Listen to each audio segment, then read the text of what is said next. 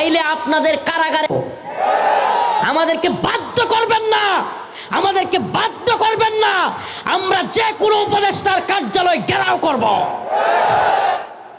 আশ্চর্য কথা, আমাদের এই ছাত্রদেরকে মাদ্রাসা থেকে ধরে নিয়ে গেছে।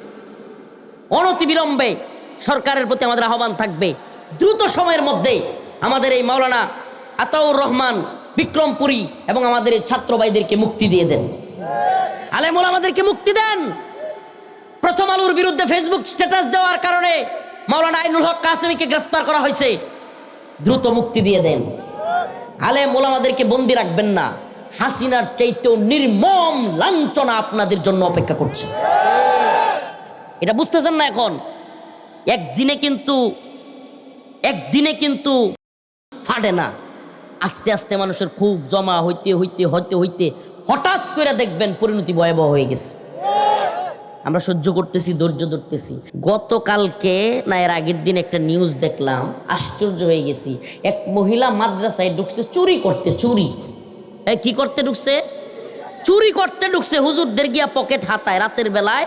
গেটের ভিতরে মাদ্রাসা একটা গেট খোলা ছিল কেমনে জানি, ওই গেটের ভিতর দিয়ে ঢুইকা ওই মহিলা সুন্নি, সুর তো কোন যেত না, মহিলা হইলে কি হয়? সুন্নি। তো এই সুন্নি হুজুরদের পকেট হাতাইতেছে, বিভিন্ন জিনিস টিনিস নিয়ে যাইতেছে। এখন ছাত্ররা হঠাৎ করে সিসি ক্যামেরায় দেখছে, সিসি ছিল, সজাগ হইয়া তারে গিয়া ধরছে। আমাদের সমাজে স্বাভাবিক কালচার কি, সুরে ধরলে প্রথমে মানুষ দুই সাইডটা দেয় কি দেয় না? পোলাপান তারে মারে নাই, মহিলা মানুষ বাঁধছে, বাইন্দা একটু পানি মারছে। কি মারছে? পানি মারছে। মহিলা মানুষ এভাবে প্রকাশ্যে বাইন্দা পানি মারুক, এটা আমিও চাই না, কিন্তু মাদ্রাসার ছাত্ররা সুরে দূরে কইরা ফেলছে। এই সরকার কি করছে জানেন? ডক্টর মোহাম্মদ ইউনূসের সুরের সরকারেরা এরা এই ছাত্রগুলোরে দূরে জেলখানায় দিন। আপনারা জানেনই না, খবরই রাখেন না, দেশ কোথায় যাচ্ছে।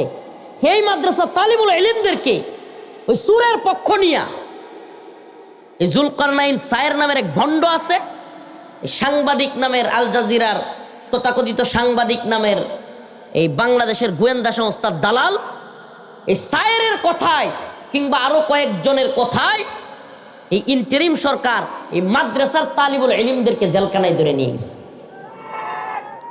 কল্পনা করা যায়? আপনি সহ্য করতে পারবেন? একটা চুরনির জন্য রাষ্ট্র চুরের সাজা না দিয়া, চুরকে জেলে না নিয়া, আজকে মাদ্রাসার ছাত্রদেরকে জেলখানায় নিয়ে যাচ্ছে। মগের মুল্লুক শুরু হয়ে গেছে না হাসিনার মতো? হ্যাঁ, তাইলে হাসিনার মতো যদি কেউ মগের মুল্লুক তৈরি করে এই দেশকে যদি কেউ হাসিনার লেভেলে নিতে চায়, তাহলে তার পরিণতিও তো হাসিনার মতোই হবে। এজন্য আবারও বলছি, দেখবেন এই তথাকথিত নোবেল বিজয়ী এই লোক শেষ বয়সে এই জাতির সামনে লাঞ্ছিত হবে।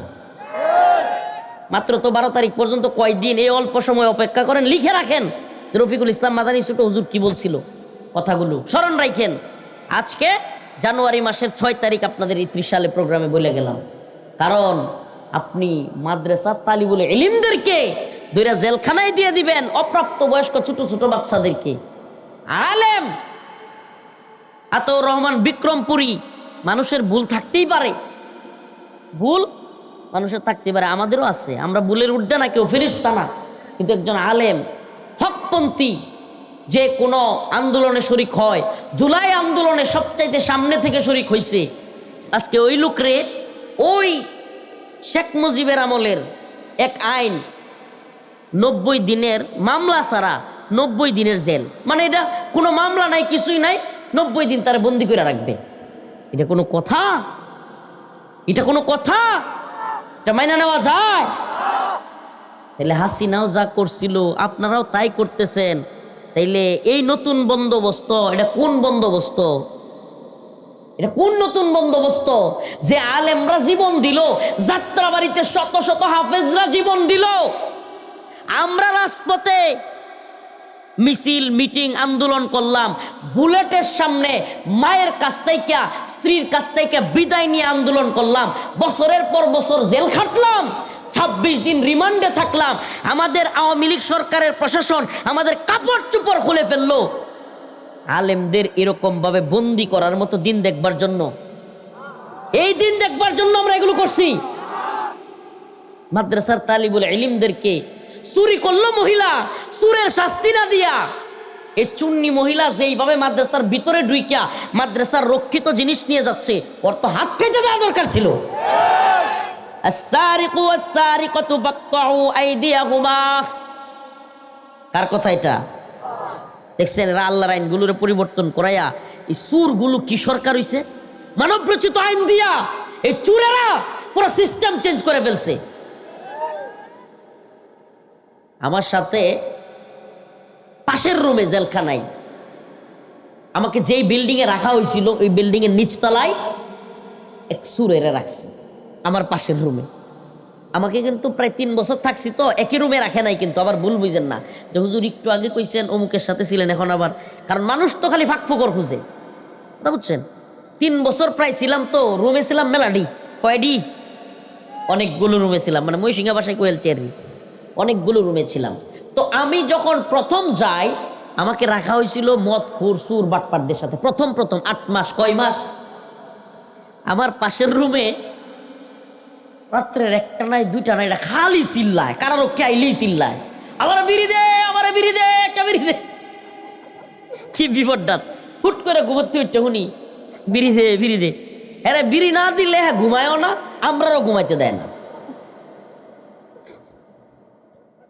হ্যাঁ প্রতিদিন কমসে কম 30 থেকে 40টা একটু বাইর হওয়ার পরে যতগুলো বিড়ি পইরা থাকে, মানে আমার নিচতলায় যে রুমে দিছিল 4 তলা 3 তলা ছিল রাজনৈতিক নেতৃবৃন্দের, বিএনপি জামাত হেফাজত 3 তলা 4 তলা, আর আমারে কষ্ট দেওয়ার জন্য এই 4 তলার মধ্যে নিচতলাগুলোতে যে খারাপ আসামি নিচতলায় এগুলোরে রাখতো, এগুলোরে জেলখানায় বলে বিক্লাস।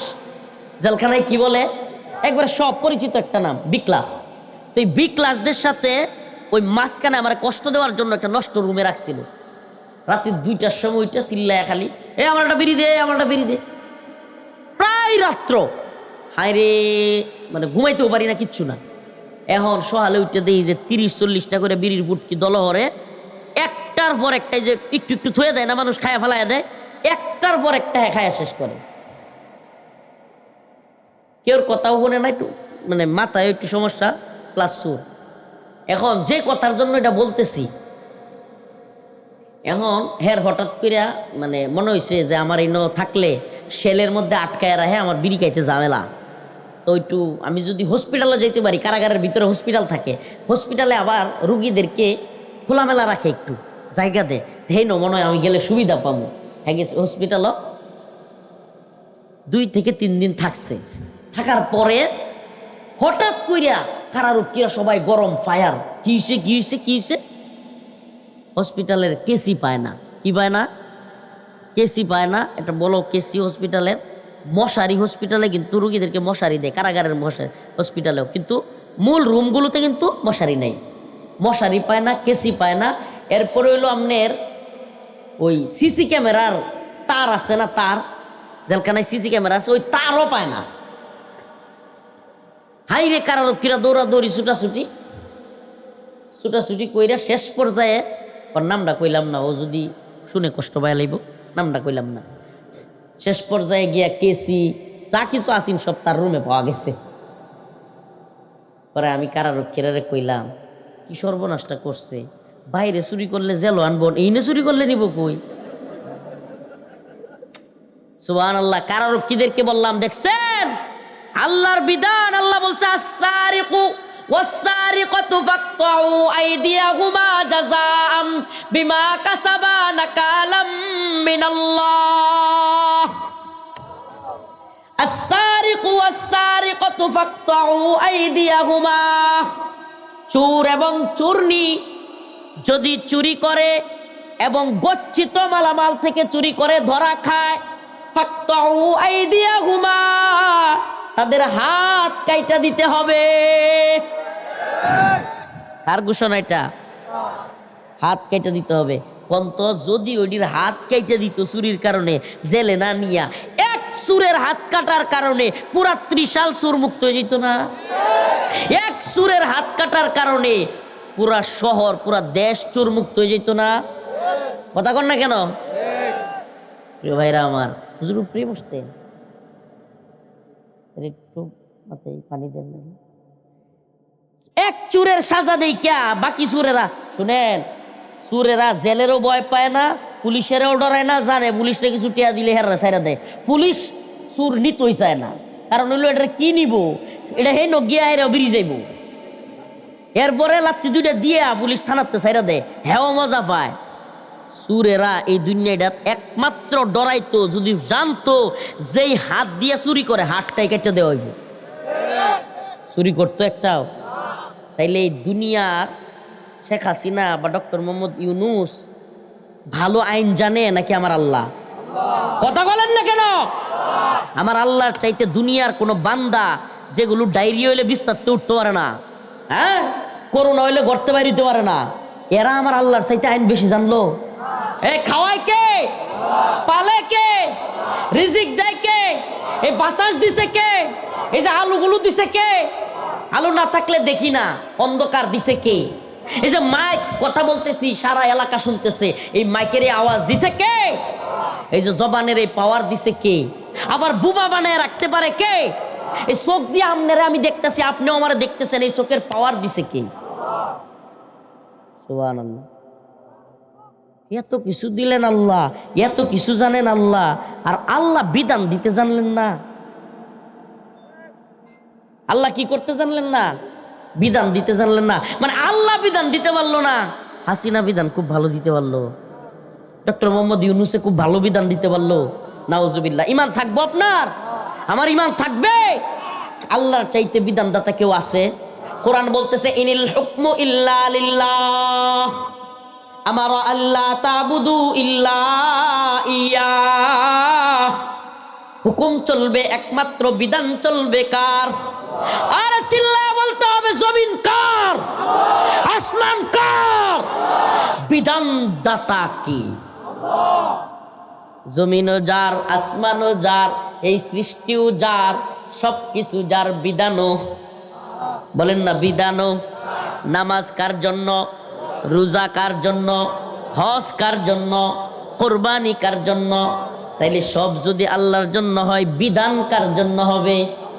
বিধানদাতা মাবুদ যদি পরিবর্তন করে ফেলি, তাইলে আমার ইমান থাকলো নি? বলেন থাকলো নি? আরে এই আইনগুলো কতটা জঘন্য, কতটা জঘন্য, এটা বুঝানোর কোনো ভাষা নাই। চুরের শাস্তি নাই, চুররে যারা ধরছে তারা জেলে। এই তো মানব রচিত আইন। আমার নামে মামলা দিছে, আমি একটা কথা কইছিলাম খালি, আমি সত্যি কই, আজকে আমি কিন্তু কইতে চাইছিলাম যে আল্লাহর বিরুদ্ধে গেলে এমপি মানি না, মন্ত্রী মানি না, প্রধানমন্ত্রী মানি না, রাষ্ট্রপতি মানি না, এইভাবে কইতে গিয়ে রাগের মাথায়, মানে আল্লাহর বাইরে গেলে, আল্লাহর বিরুদ্ধে গেলে, ইসলাম নিয়ে কটূক্তি করলে কসুর মানি না। এই কসু শব্দের লাগে আমার এক কথার নামে মামলা দিছে 8টা। আচ্ছা আমারে বলেন, এক কথায় 8 মামলা হয়? এক কথায় কয় মামলা? 8 মামলা হয়। এক কথায় 8 মামলা দিছে। ও মা, একই কথা একই মামলা 4টা জামিন দিছে আর 4টা জামিন দেন। মাহবুবউদ্দিন খোকন আমার মামলার অ্যাডভোকেট, সুপ্রিম কোর্টের বিশাল বড় আইনজীবী, বিএনপির সিনিয়র আইনজীবী নেতা মাহবুবউদ্দিন খোকন সাহেব নেত্রকোনার এক বদমাশ বিচারক, নাম হইল উবাইদুল হাসান, প্রধান বিচারপতি ছিল। তারে প্রশ্ন করছে, মাই লর্ড, আমার মক্কেল রে আপনি 4টা মামলায় জামিন দিছেন, একই দাঁড়ায় অন্য মামলাগুলো জামিন না দেন কেমনে? এই গুন্ডা বিচারপতি কয় কি, কয়টার কোনো জবাব নাই, দিছি। কত বড় গুন্ডা ওবায়দুল হাসান, নেত্রকোনা বাড়ি। আমি ভাবছিলাম নেত্রকোনা যেহেতু বাড়ি, দেশি মানুষ হারলে দিয়া ওলাইতারে, হারে ভিতরে বয়ে বয়ে দোয়া করতেছিলাম, আল্লাহ দেশি মানুষের কাছে গিয়ে মামলাটা পড়ছে। এটা হইলো আরো বড় দাল আলাও মিলিয়ে। হের ভাই হলো সাজ্জাদ, ওবায়দুল হাসানের ভাই। পরে আমি শুনছি ওবায়দুল হাসানের ভাই হলো সাজ্জাদ, এই শেখ হাসিনার ছিল এক সময়ের পিএস নাকি পিএস। এই কারণে হ্যাঁ মনে করেন যে খুশিতে আমার ভাই প্রধানমন্ত্রীর পিএস, এখন আমার প্রধানমন্ত্রী নিয়ে বক্তব্য দিচ্ছে, মাদানি রে আমি জামিন দিব না। মানে দেশির চাইতে আমি যে নেত্রকোনার লোক, এটার চাইতে তার দল বড় হয়ে গেছে গা। প্রিয় ভাইরা আমার, বন্ধুগণ আমার, কি বুঝলেন? আবার কি করছে দেখেন, অল্প সময় শেষ করতেছি, আমাদের উপর কি পরিমাণ পরীক্ষা গেছে। আপনারা আজকে কষ্ট পাইতে পারেন, আসলে আমার ওই টাইপের আলোচনা আজকে হবে না, হচ্ছেও না, কিন্তু আমি জানি তারপরও আমি আপনাদেরকে কিছু মেসেজ দিব পরীক্ষা, যে আমাদের উপর দিয়ে কি পরিমাণ পরীক্ষা গেছে, এখনো পরীক্ষা চলছে কিভাবে। আমার আরেকটা প্রোগ্রাম আছে তো ফুলবাড়িয়া, মাফ করে দিয়েন, সময় মানে সংক্ষিপ্ত, এই জন্য শেষ করে দিচ্ছি। বলতেছে 10 মাস পরে, কয় মাস, 26 দিন আমার রিমান্ডে রাখছে। আবার প্রায় 10 মাস জেলে থাকার পরে হঠাৎ করে আদালতে গেছি, আমারে জিজ্ঞেস করে পিপি কি, পিপি, আপনারা পিপি ছিলেন তো, মামলা টামলা যারা চালায় বুঝে, সরকারি অ্যাডভোকেটকে বলা হয় পিপি। হ্যাঁ, কইতাছে কি ভাই, ও হুজুর আপনি কি দোষী না নির্দোষ? কয় মাস পরে আমার হচ্ছে রাগ, এটা কিটা কইলো হাইরি, আমি আসলে ওই সময় এতটা বুঝতাম না। কিরে 26 দিন রিমান্ডে রাখলো, ইচ্ছা মতো গাইলেইলো, র্যাবে গাইলেইলো, ডিবি গাইলেইলো, পুলিশে গাইলেইলো, হ্যাঁ গোয়েন্দা সংস্থার লোকেরা ইচ্ছা মতো আমাদেরকে আঘাত করলো, এমনও জোরে মারছে, এই কানে মারছে মনে করেন চেয়ার থেকে পড়ে গেছে, এমনভাবে মারছে। হ্যাঁ, এখন 10 মাস মাইরা জেলখানায় রেখা এখন কয় আমি দোষী না নির্দোষ। আরে আপনারা যারা আইন কিংবা মামলা একটু চালাইছেন এরা জানেন, চার্জশিট দেওয়ার সময় জিজ্ঞেস করে কি, আর চার্জশিট দেয় কতদিন পরে, কারোটা 2 বছর 3 বছর জায়গা, মামলা চার্জশিট দিতেছে 10 মাস পরে। 10 মাস পরে আমার জিগায় কি দোষী না, এর চাইতে হাস্যকর আইন পৃথিবীতে আছে? আচ্ছা তাইলে যদি আজকে আমি কইছি, পরে আমি কইছি যে আমি কিটা কইতাম, পরে ইয়া কইতেছে আমার উকিলে কইতেছে হুজুর দোষী নির্দোষ বলেন, নাইলে আপনার এখনই সাজা হয়ে যাবো। আমি কইছি আমি নির্দোষ কইতাম না, আমি নির্দোষ এখন কইলে আমার বদলি 10 মাস এই বিচারকের জেল খাটানো লাগবে। আমি ডিরেক্ট কইছি আমার উকিল রে, তা আমি যদি নির্দোষ প্রমাণিত হই তাহলে আমার বদলি জেল খাটবে কে? এটা কি ধরনের আইন রে ভাই, কি হাস্যকর আইন। সুর ধরা খাইছে মাদ্রাসা চুরি করতে গিয়ে, সিসি ক্যামেরা আছে, সুর সসম্মানে বাড়িতে পাঠিয়ে দিছে সম্মান দিয়া, আর যারা ধরছে এই 6 জন ছাত্ররে ধরে জেলখানা দিয়ে দিছে। আরে এটা তো পুরো একবারে ওই যে মানে তো ঘটনা কোনো সময় নাই, পুরো উল্টা দেশ হয়ে পড়ছি রে ভাই, কিয়ামতের আলামত শুরু হয়ে গেছে গা, উল্টা দেশ হয়ে গেছে গা। সুর থাকবে জেলে, সুর কই বাইরে, যারা ধরছে তারা কই জেলে।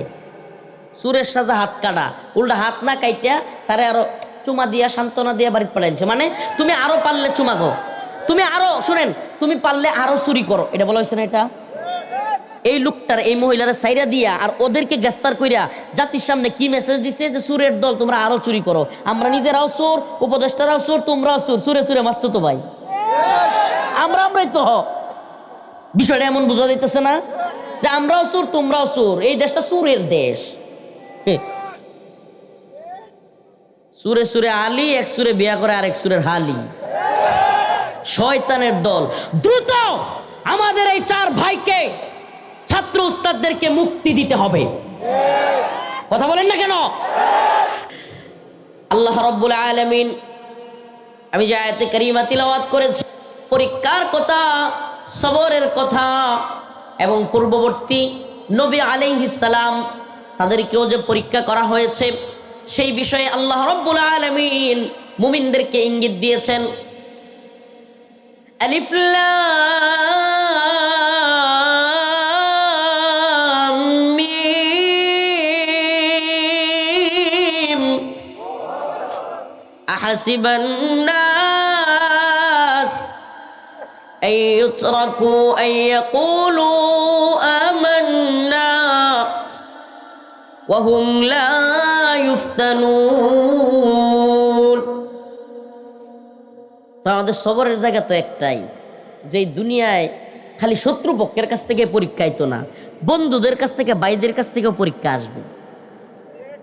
আর ভাইদের কাছ থেকে, বন্ধুদের কাছ থেকে, সেম দাড়ি টুপিওয়ালাদের কাছ থেকে যেই কষ্ট আসবে, এটা আরো কঠিন কষ্ট, এটা আরো কঠিন কষ্ট। আল্লাহ পাক বলতেছেন হাসিবান নাস আন ইউতরাকু আন ইয়াকুলু আমান্না ওয়া হুম লা ইফতানুন। হে মানুষ, তোমরা কি মনে করো যে আন ইয়াকুলু আমান্না, তোমরা বলবা আমরা ঈমানদার, ওয়া হুম লা ইফতানুন, কোনো পরীক্ষা করা হবে না তোমাদেরকে? আল্লাহ বলেন না, ওয়ালাকাদ ফাতান্নাল্লাযীনা মিন ক্বাবলিহিম ফালায়া'লামান্নাল্লাহুল্লাযীনা সাদাকু ওয়া লায়া'লামান্নাল কাযিবিন।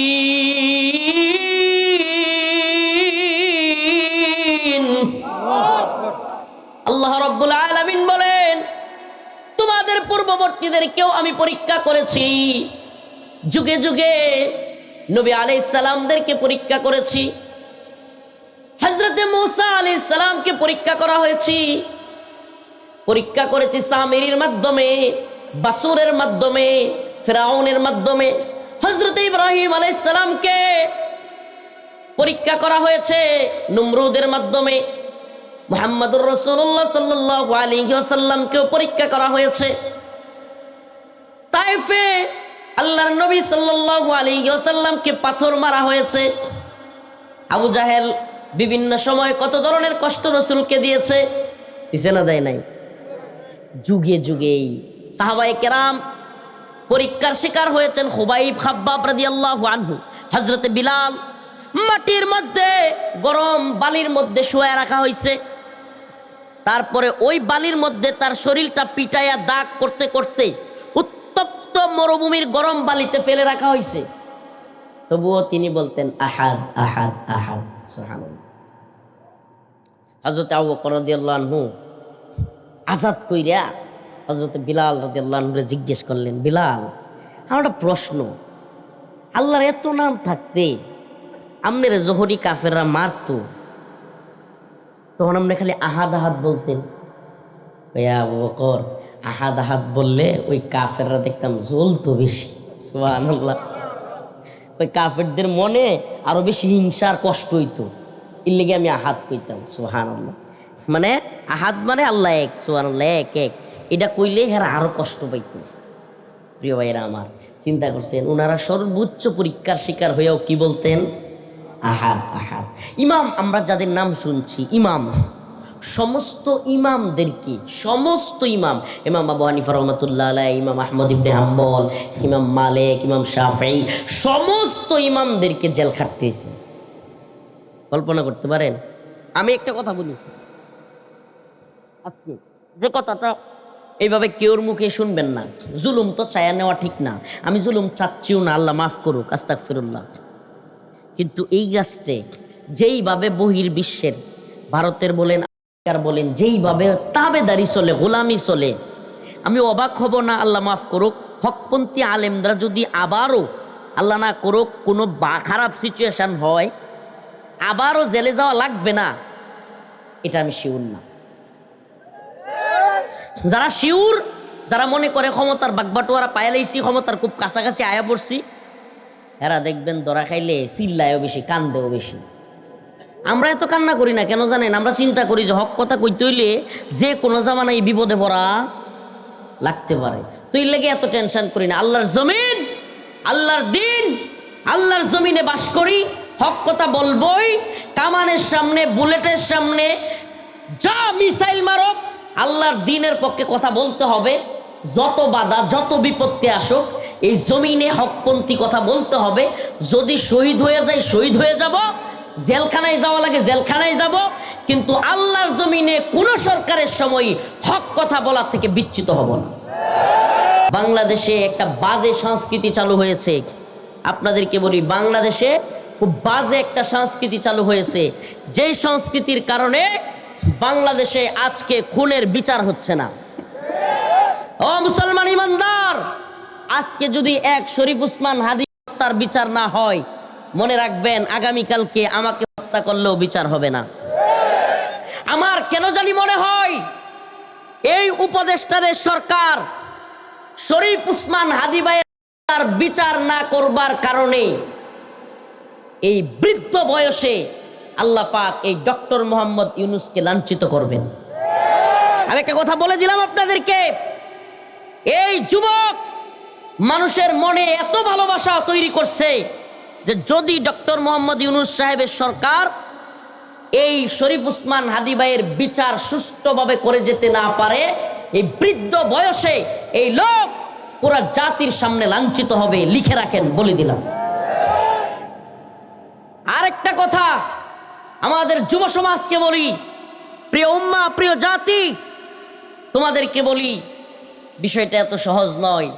আমরা যেভাবে চেলচেলায়া চিন্তা করতেছি, চেলচেলায়া সরকার করে যাইতেছে, আবার সরকার হয়ে যাইতেছে, আরেক নির্বাচন হয়ে যাইতেছে, সরকার গঠন হয়ে যাইতেছে, আমি নেতা হয়ে যাব, আমি এই করব সেই করব। এত সহজ বিষয় না, এত সহজ বিষয় না।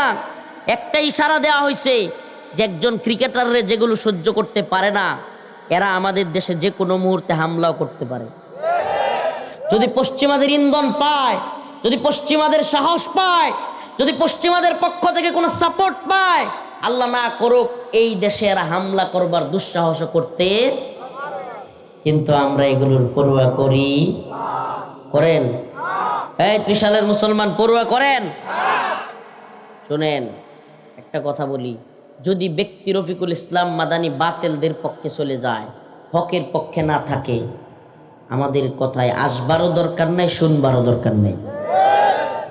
কিন্তু যদি হকের পথে অটল বিচল থাকতে পারি, যে কোনো মুহূর্তে ময়দানে ডাক দিলে চাপায়া পড়তে হবে। রাজি আছেন ইনশাআল্লাহ? একটা কথা আবারও ক্লিয়ার করে বলে রাখি, এই দেশে তথাকথিত বড় নেতা, এদেশের তথাকথিত বড় অফিসার, এদেশের তথাকথিত বড় উপদেষ্টা, এগুলো জাতির ক্লান্তি লগ্নে দেখবেন সেই হাউসে চলে যাবে, পালায়া যাবে। লিখে রাখেন, এই দেশকে তারাই রক্ষা করতে পারবে, এই উম্মাহকে তারাই রক্ষা করতে পারবে যারা জাতির যে কোনো ক্রাইসিস মুভমেন্টে কখনো জাতিকে ছেড়ে যায় নাই। জাপায়া তারাই পড়তে পারবে। যে হুজুর জাপায়া পড়লে আমাদের কি করতে পারবো আমরা? সুবহানাল্লাহি ওয়া বিহামদিহি। কল্পনা করছিলেন বাংলাদেশ থেকে হাসিনা বিদায় হইব? হয় নাই? হয় নাই? কেমনে হয়েছে? যুবকরা সর্বোচ্চভাবে চাইছে বলেই তো হয়েছে, এবং আল্লাহর পক্ষ থেকে ফয়সালা হয়েছে বলেই কি সরছে। যদি কেউ আল্লাহ না করুক আবারও জালেম হয়ে উঠতে চায়, জালেম হয়ে উঠতে চাওয়ার মাথাছাড়া দিয়ে ওঠে, মনে রাখবেন তাদের পরিণতি একই হবে। এরা যদি আরাম আয়েশে সুখে শান্তিতে এসি রুমের বাতাস খায়, মনে করে যে আমরা তো উপদেষ্টা হয়ে গেছি, এই হইছি সেই হইছি, কার বিচার হইলো, কে কোন হইলো না হইলো, এগুলো আমাদের দেখবার বিষয় না। আজকে যদি শরীফ উসমান হাদি ভাইয়ের নিরাপত্তা না থাকে, আজকে যদি রফিকুল ইসলাম মাদানীদের নিরাপত্তা না থাকে, কালকে এই উপদেষ্টাদের নিরাপত্তাও থাকবে না। আজকে আমার উপরে, কালকে কিন্তু আপনার উপরে। অতএব আমাদেরকে সচেতন হইতে হবে, খুবই চৌকান্না হইতে হবে। যে আয়াত কারিমা তিলাওয়াত করলাম, আপনাদেরকে স্মরণ করে দিবার চাই যে আল্লাহর কাছে শুধু ইয়াকুলু আমান্না আমান্না, ইমানদার ইমানদার বললেই ছাড় পাওয়ার কোনো সুযোগ নাই। কেন? আল্লাহ পাক কোরআনের এক আয়াতের মধ্যে বলেন, ওয়া মিনান নাসি মান ইয়াকুলু আমান্না বিল্লাহি ওয়া বিল ইয়াউমিল আখির ওয়া মা হুম বিমুমিনিন। আল্লাহ রাব্বুল আলামিন বলেন, তোমাদের মধ্যে এমন অনেক লোক আছে যারা কিনা বলে ইমানদার, মানুষের সামনে এসে বলে ইয়াকুলু আমান্না আমান্না, আমি তো ইমানদার, কিন্তু আল্লাহ রাব্বুল আলামিন বলেন ওয়া মা হুম বিমুমিনিন, এরা প্রকৃতপক্ষে ইমানদার না। কি না? সামনাসামনি বলে ইমানদার, কিন্তু আল্লাহ কয় এরা কি না। কেমনে? আল্লাহ বলেন এরা মানুষের সামনে একটা বলে, আড়ালে গিয়া আরেকটা বলে। ওয়াইদা কিলা লাহুম আমিনু কামা আমানান নাস ক্বালু আনুমিনু কামা আমানাস সুফাহা। এরা মাঝে মাঝে বলে যে আমরা কি এই মোল্লা মৌলবীগর মতো ইমান আনবো নাকি? মৌলবাদী ধর্মান্ধ হব? নাউজুবিল্লাহ। এরকম আছে না নাই? মোল্লা মৌলবী ধর্মান্ধ বলে, আছে না নাই? প্রিয় মুসলমান ইমানদার, বাংলাদেশ নিয়ে যে কি চতুর্মুখী ষড়যন্ত্র চলে, জুড়ে জুড়ে না বলে আস্তে আস্তে কয়েকটা থিম দিয়ে আপনাদেরকে। আমাদের উপর অনেক পরীক্ষা। প্রিয় জাতি, আখের যে মেসেজটা দেওয়ার জন্য কথাগুলো বলছি, আপনাদের প্রতি বিনীত অনুরোধ থাকবে, আমরা যারা ময়দানে কথা বলি, আন্দোলন সংগ্রামে থাকি, ভালো যদি বাসেন আলহামদুলিল্লাহ, আপনাদের জন্য দোয়া করি, আপনারা মোহাব্বত করেন। যদি কথার কথা আমরা দেখতেও না পারেন, দয়া করে আমাদের নামে মিথ্যা প্রোপাগান্ডা ছড়াবেন না। আপনাদের প্রতি আজকের আলোচনার মূল মেসেজটা যে আমাদের নামে না যাই না মিথ্যা প্রোপাগান্ডা ছড়ান না। ভাইরে, বিশ্বাস করেন এই দেশ জাতিরে আমরা ভালোবাসি, এই দেশ জাতিরে ভারতের গোলাম হইতে দিব না। কথা দিলাম, আমার ভাই হাদি যে কথা বলছিল যে রাষ্ট্রপতি জিয়াউর রহমানের বিএনপিকে আমরা ভারতের দালাল হইতে দিব না। আল্লামা সাইদি রহিমাহুল্লাহর জামাতকে আমরা ভারতের গোলামি করতে দিব না। কথা দিলাম, আমরা যদি বাইচে থাকি বাংলাদেশে কোনো দলকে, যেই দলই সরকারে আসুক, ভারতের গোলামি করতে পারবে না। ভারতকে যারা দাঁত ভাঙা জবাব দিতে পারবে তারাই সরকারে থাকবে। হাসিনা সরকার থাকতে একটা কথা কইছিলাম যে আমরাও বাহিরে থাকবো আর ভারতের গোলামি চলবে, আলেমরা গ্রেফতার, এই আলেমদেরকে নির্যাতন করা হবে, দুটো একসাথে হবে না। হয় আমাদেরকে শহীদ করতে হবে, ভিতরে দিতে হবে, না হলে ভারতের গোলামি বন্ধ করতে হবে। আল্লাহ তাআলা আমাদেরকে বুঝার এবং আমল করার তৌফিক দান করুন। আরো জোরে বলেন আমিন। আলিফ লাম মিম। আহাসিবান নাস আন ইউতরাকু আন ইয়াকুলু আমান্না ওয়া হুম লা ইফতানুন। আল্লাহ বলছেন, হে মানুষ, তোমাদেরকে কি পরীক্ষা করা হবে না? তোমরা কি মনে করতেছো তোমাদেরকে এমনি এমনি ছেড়ে দেওয়া হবে? না, তোমাদেরকে এমনি এমনি ছাড়ার সুযোগ নাই, তোমাদেরকে পরীক্ষা করা হবে। সেই পরীক্ষা রাতের গভীরে, এই যে শীতের মধ্যে, কনকনা শীতে, তাহাজ্জুদের সময়ের যে শীত, ফজরের সময়ের শীত, এটা একটা পরীক্ষা আমাদের জন্য। কথা বলেন না? এই সময়ে যারা নামাজ পড়তে পারবে তারাই তো আল্লাহর খাস বান্দা। মিয়া গরমের দিনও পানি দিয়ে উজু করে নামাজ পড়ান তো সহজ, ভাল লাগে। শীতের দিনে যে এই ট্যাপ কিংবা এই কলের পানিটা দিয়ে উজু করে নামাজ পড়তে পারবে, সেই না আল্লাহর প্রকৃত। আল্লাহ তাআলা আমাদের সবাইকে নামাজি বানাক। আল্লাহ তাআলা আমাদের সবাইকে সমস্ত পরীক্ষার উত্তীর্ণ হওয়ার তৌফিক দান করুন। সুবহানাকাল্লাহুম্মা ওয়া বিহামদিক, আশহাদু আল্লা ইলাহা ইল্লা আনতা, আস্তাগফিরুকা ওয়া আতুবু ইলাইক, ওয়া আখিরু দাওয়ানা আনিল হামদুলিল্লাহ। বসেন।